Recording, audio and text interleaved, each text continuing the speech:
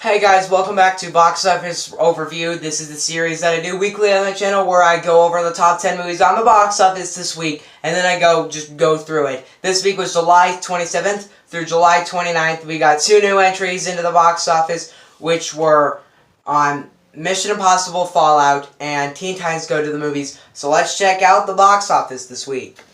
So just a movie that's just holding up very well these last few weeks. Number 10 right now, The First Purge.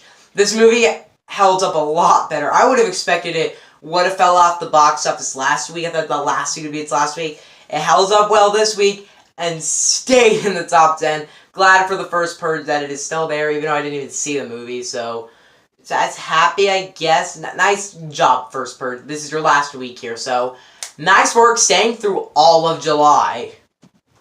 That movie kicked in at $2.2 million at the box office. So yeah, nice work. And at number 9, we have the movie that I thought was going to fall off last week. It returned for one last week. Skyscraper still dropped with like a good 54%. The movie's been doing really bad in the United States. Like, I was reading the predictions. I didn't really know the predictions. And I was predicting over $30 million. The predictions for this movie were $44 million on its opening weekend.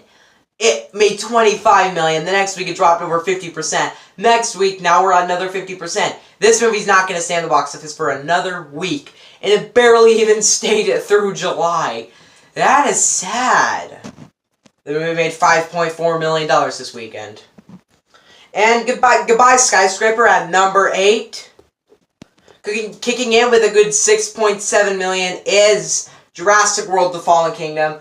I think this movie gets one more. It will get one more week. It got to stay. That's pretty impressive. It stayed through all of July. It's a nice work for it because it did not get a lot of praise in the United States. It didn't actually do too well in the United States. I think it's done worldwide. I think it's opened up everywhere. It's already been making all the money. It did beat that $1.1 billion 1.2 actually. Very easily. I was expecting it to just barely make it, like how Infinity War barely made it over the 2 billion mark. But this movie did pretty good, I guess. So it has. This is last week, I'm predicting. So yeah. Goodbye, Jurassic World. I guess I will see you next week at number 10 probably. But number 9 right now with this $7.1 million is The Incredibles 2. This movie has been doing not incredibly well worldwide. But in the United States, this movie's cooking up money. Almost beat. It is at 577, or maybe after this week it's bigger than that. It's in the 500 million marks, and it's almost at 600 million mark. In the United States, not worldwide, the United States. That almost beats The Last Jedi.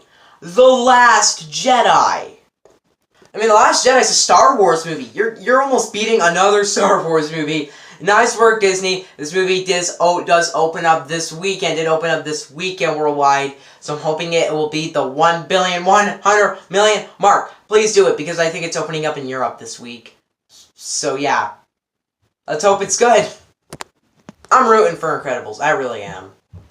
And at number 6, just like I predicted, Ant-Man and the Wasp, $8.4 million. That is exactly what I didn't predict. $8 million. I mean, it just kind of makes sense. Just lose like maybe half the money it did last week. But I predicted it would fall into leagues of Incredibles 2 and Jurassic World, the huge blockbusters that came out the month before, and they stay in the lower half of the box office, and they're just making a bit of money, just cooking up a bit of money and behind the scenes. This movie's fallen into that rank. Kind of sad. Like I said, this movie should have opened up. It could have opened up a lot better if it had opened up in August, not in July. But it's just like, Ant-Man and the Wasp is a Marvel movie that has been the worst gross for a Marvel movie since Ant-Man. So I'm hoping it'll at least beat the 600 million mark. We'll be lucky if it does. Yeah, kind of sad because I really liked Ant-Man and the Wasp. I believe Ant-Man and the Wasp, since it is at number 6, it'll get a couple more weeks here. By the way, the most disappointing movie on the box office, number 5. Teen Titans Go to the Movies, $10.5 million. That would have sounded probable if this was a bad movie. I mean, this movie, Sherlock Gnomes had a $10 million opening weekend.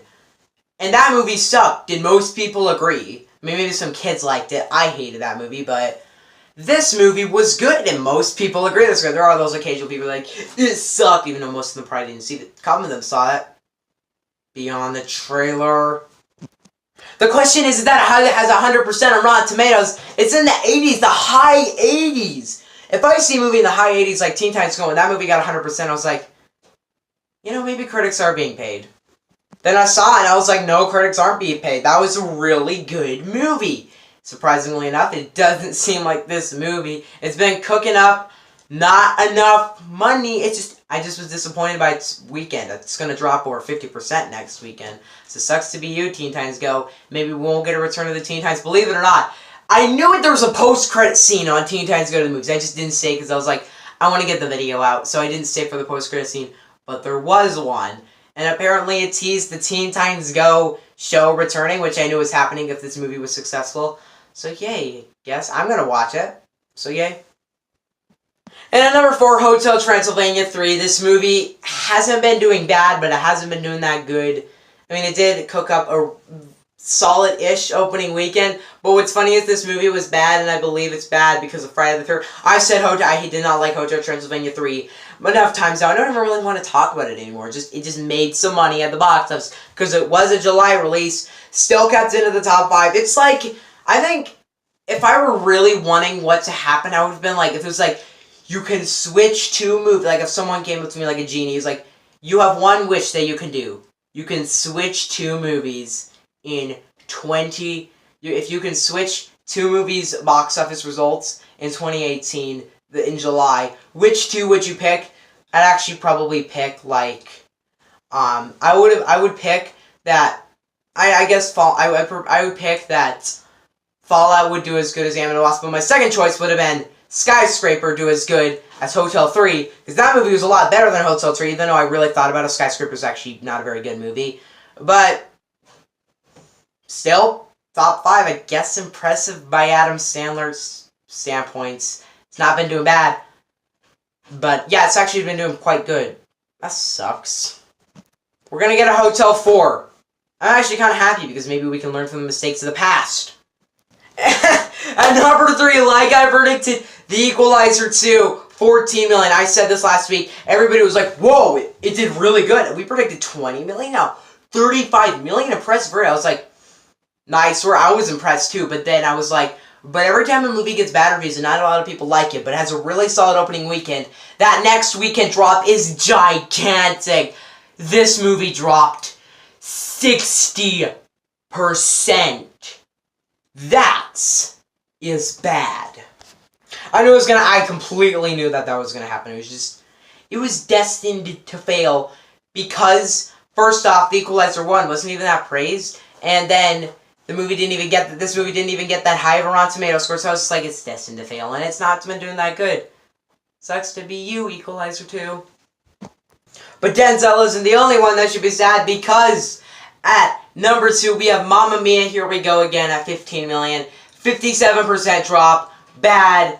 Not Equalizer 2 bad, but bad. Well over half a draw. Well over like half the money it made last week. That's a sad drop for Mamma Mia 2. I feel bad for it, kinda, not really, no. I expected this. I didn't actually expect Mamma Mia to drop bad. I knew Equalizer was going to drop bad. Not Mamma Mia, but I guess Mamma Mia dropped bad, so... oh well. I predicted at number 1. It was obviously going to be number 1. Number 1 on the box office, Mission Impossible followed one of the biggest surprises of this week. 61 million! Impressive. I was expecting this movie to pull off the 58 million. Barely. Actually, when it was first coming out, I was like, that movie's gonna make 70 million. Yeah, then it didn't. The predictions were saying 70 million. Then they weren't right. Then people were like, no, 50 million. Then people were saying 55 million. That was like the norm. And I was like, no, a little more than that. Maybe 60 million. It was 60 million. Proved all the haters wrong. 61 million specifically. Nice work to Mission Impossible Fallout. Loved this movie. It was great. The thing is that Teen Titans Go bombed because of Mission Impossible Fallout. It was either Fallout would make 50 million and Teen Titans Go would make 15 million, or Fallout would make 60 million and Teen Titans Go would make 10 million. And the second option happened. I'm kind of more happy about it because I want Mission Impossible 6. I really want it. So yeah. Impressive weekend for Mission Impossible, the biggest opening of the franchise. Let's hope this movie can pull off more than 600 million, maybe even 700 million. I would be happy as heck if that happened, because I want the franchise to continue. I love Tom Cruise in these roles. So yeah, impressive Mission Impossible Fallout. Now next week, we got Christopher Robin and The Darkest Minds. I'm predicting The Darkest Minds will open just under 20 million, 15 million to 17 million, or maybe 18 million, just in that area. Now the next week, the real thing is The Race. What's going to be number 1? Incredibles 2? Or Christopher Robin? No, this is not Incredibles 2, sorry. Mission Impossible Fallout or Christopher Robin? I'm predicting Christopher Robin open 30 to 35 million. Mission Impossible Fallout won't drop terribly. I think it could drop maybe to 30 million, but I think that this movie could hold up.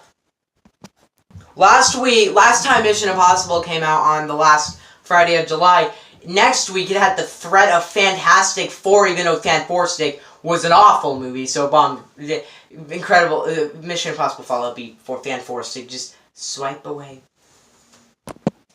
What was your biggest surprise this week, or what was your biggest letdown? Let me know in the comment section below. Don't forget to subscribe. I'm not going to do a lot of reviews this week because there's not a lot to review, but I will be reviewing Christopher Robin and maybe The Darkest Minds.